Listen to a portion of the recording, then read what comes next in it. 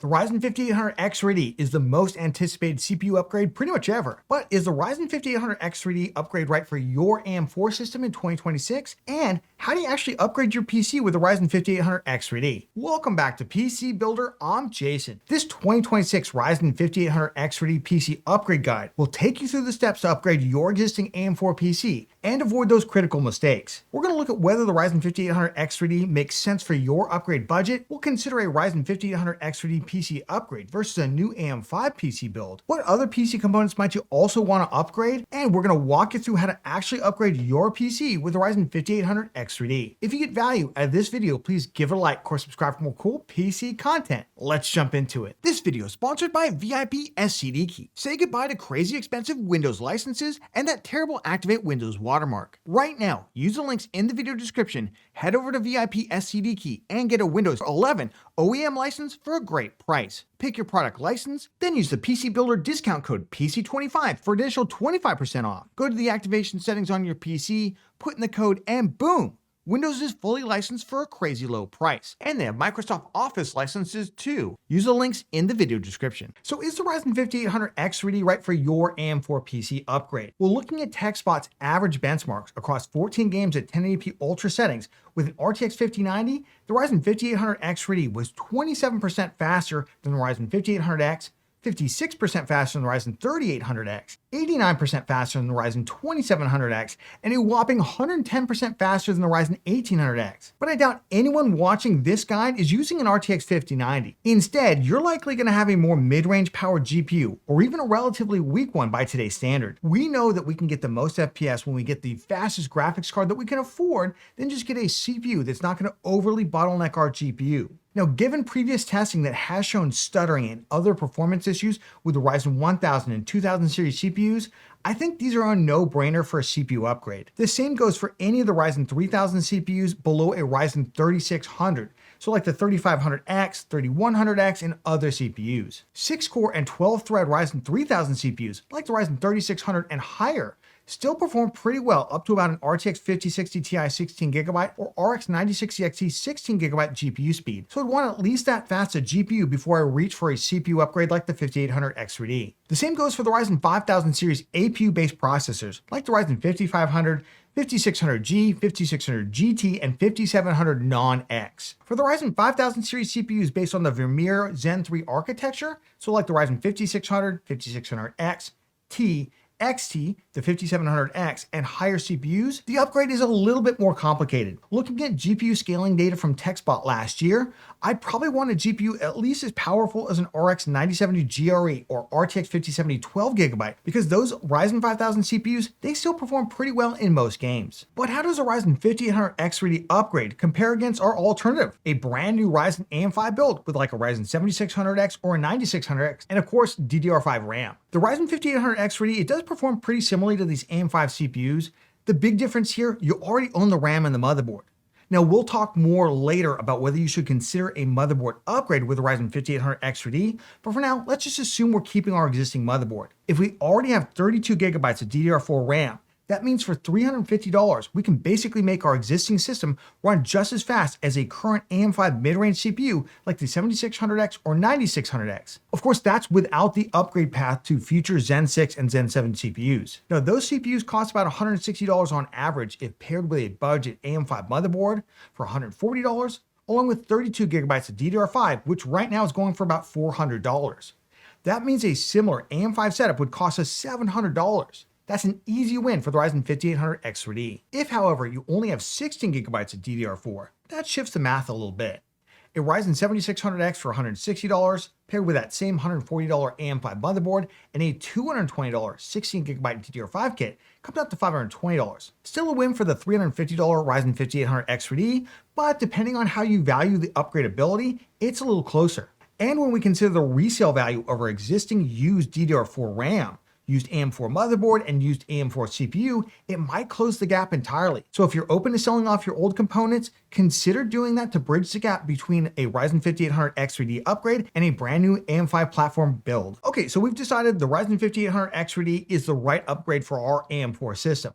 But what other components should we consider upgrading along with our CPU? Well, let's start off with the cooler, of course. If you have the weaker stock coolers on your current AM4 system like the Ray Stealth or Ray Spire, or a relatively old or weaker tower air cooler, I think a cooler upgrade is probably right for you. Remember, the first generation V-Cache on the Ryzen 5800X3D, it sits above the CPU, which makes it harder to cool, unlike the newer Ryzen 9800X3D, where the V-Cache is actually on the bottom of the CPU. If you have the slightly nicer Wraith Prism cooler that came with some of the Ryzen 9 CPUs and CPUs like the 2700X, I'd still personally upgrade the cooler, but you can give it a try. Costs you nothing after all. Similarly, for an existing AIO cooler that's 5 years or older, I would also get a new cooler. Now, to cool the Ryzen 5800X3D, I personally would go with a dual tower cooler like the Thermalright Peerless Assassin 120 SE, the id Cooling A620 SE, or similar style cooler for between $30 and $50. In my opinion, the 5800X3D, it's still a little bit too much for most budget tower air coolers, and the price difference is so small that I'd go dual tower for sure. You can also consider a liquid cooler, as any 240mm or larger AIO will do,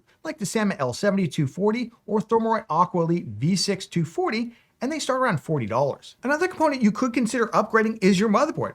Why? To get a PCIe Gen 4 GPU slot. Remember that only the B550 and X570 AM4 chipsets are PCIe Gen 4 capable, while all the A-series motherboards, B350, B450, X370, and X470 motherboards, those are all PCIe Gen 3 only. Now, realistically, this doesn't matter for the M.2 SSD speed. As we go over in our best SSD for gaming 2026 video, PCIe is backwards compatible, so a Gen 4 drive would run at Gen 3 speeds, which are still extremely fast, and that's not going to impact gaming in any way. But where you might see a small impact is using a GPU like an RTX 5060 Ti 16GB that only uses half of the 16 GPU PCIe lanes. Luckily, the RTX 4070, 5070, and higher-end NVIDIA GPUs, along with most mid-range and higher-end Radeon GPUs, use the full 16 GPU PCIe lanes. But if you are using something like the RTX 4060 Ti or 5060 Ti, you might consider picking up an inexpensive B550 motherboard for like $80, like the MSI B550M Pro VDH Wi-Fi. Now, the other component to consider upgrading, it's the PSU. The Ryzen 5800X3D, it's incredibly power efficient. Tech PowerUp's Ryzen 5800X3D review found that in gaming workloads, it only uses as much power as the Ryzen 5800X, while in multi-threaded stress tests, it can get a little closer to the Ryzen 5900X power usage. So the good news is, most of you should not need a PSU upgrade unless your PSU is quite old, or if it's a low quality one. Now, I would replace anything that's 6 or more years old. It's also a great time to check your PSU's rating on the SPL PSU tier list. I'd recommend replacing anything that isn't at least C tier rated or higher. For PSU sizing, I recommend using my standard test. Put all of your exact parts into PC Part Picker and multiply the estimated wattage by 1.5 to get the minimum PSU size. The good news is that in 2026, PSUs, they're dirt cheap. You can pick up a 750 watt A- tier rated one for as little as $70, or a super cheap 650 watt C tier rated one for $49. So how do you actually upgrade your AM4 CPU to the Ryzen 5800X3D? And what mistakes should you avoid? Well, to upgrade, obviously, you're going to need all of your new PC parts available, and you're also going to need to download some things. If you're reusing your cooler, you'll also need some thermal paste.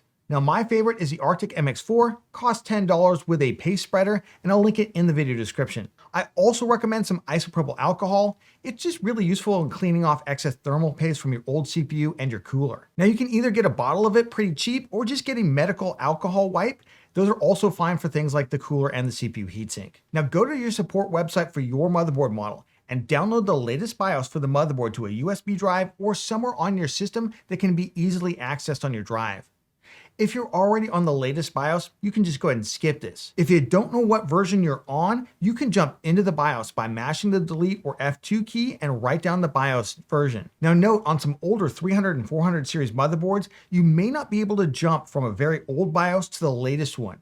Instead, you'll need to do a step upgrade to a bridge BIOS, then update to the latest version after that. Check the BIOS version history for your motherboard to find out if you need to do this. Now, once we have all that, we jump into the BIOS. Go ahead and reset the BIOS settings to default. This is typically called something like restore settings, low default, etc. It can usually be found either on the front page or on the page that contains items like save and restart. Now, doing this is just going to ensure that we don't have any headaches as we update things and switch out the CPU. Save and reboot here if your PC doesn't restart. Now we want to jump back into the BIOS and use the BIOS update tool there. ASUS calls this Easy Flash, and it's usually under Tools, Gigabyte calls this Q-Flash. It's usually on the BIOS front page. MSI calls this M-Flash. It's usually in the Utility or Tools BIOS menu. And ASRock calls this Instant Flash in the Hardware Monitor or Tools menu. Note that you may need to enter the Expert or Advanced BIOS mode to get to these menus. Go ahead and update your BIOS. And if your PC fails to boot after the BIOS update, clear the CMOS by following the instructions in your motherboard manual. All right, once we're updated, now we want to shut down our PC, turn off the PSU switch, and unplug it for good measure. Remove your CPU cooler mounting hardware. Now slightly twist the cooler in each direction to loosen the paste bond between the cooler and the CPU. Once you've done this a few times, start to lift just a bit as you twist. Now hopefully the cooler just kind of twists off, but sadly sometimes the entire CPU does get pulled out. I've removed a ton of these and it just happens every so often. It does work better if the CPU is at least warm. Now with your system apart, take a moment to clean off the CPU while it's in the socket and your cooler if you're reusing it. Then open the CPU socket latch, lift up the old CPU. Take your new CPU and align the golden triangle with the triangle on the socket. Drop it in very lightly, then relatch the CPU socket. Apply the paste to your CPU, reinstall your cooler, plug in the PSU, turn the PSU button on, and then boot up your PC. Now you're likely going to get a screen saying that the hardware configuration has changed and you need to enter the BIOS by pressing F1. So go ahead and press F1. If your PC doesn't post, go ahead and power down, unplug it, and clear the CMOS following your motherboard instructions. Once in the BIOS, you can turn on the XMP or DOCP memory profiles, turn on Precision Boost Overdrive, apply a fan curve, or whatever else you need to do there. Once we do that, we want to save and exit. Now we also want to boot into Windows, possibly install the AMD chipset drivers. However, my strong recommendation is to either do a complete clean reinstall of Windows or at least go into the settings and reset this PC, keeping your existing files. This will mean that you need to reinstall all the drivers and Windows updates along with applications, just like it's a new PC. But this is the cleanest way to ensure maximum performance. We have an entire PC setup guide to follow for that. I'll link it following this video and in the description below. Let me know down in the comments what AM4 CPU that you're upgrading from, whether you went with the Ryzen 5800X3D or you decided to build a new DDR5 PC, and what CPU and GPU combo you're currently using. All the products I discussed are linked down in the video description to make sure you have everything you need. If you get value out of this video, please give it a like, or subscribe for more cool PC content, like our how to set up a PC guide right here. We take you step by step on everything to do to get your new PC refreshed and configured after a new build or a Windows reset. Check it out, and we'll catch you on the next one.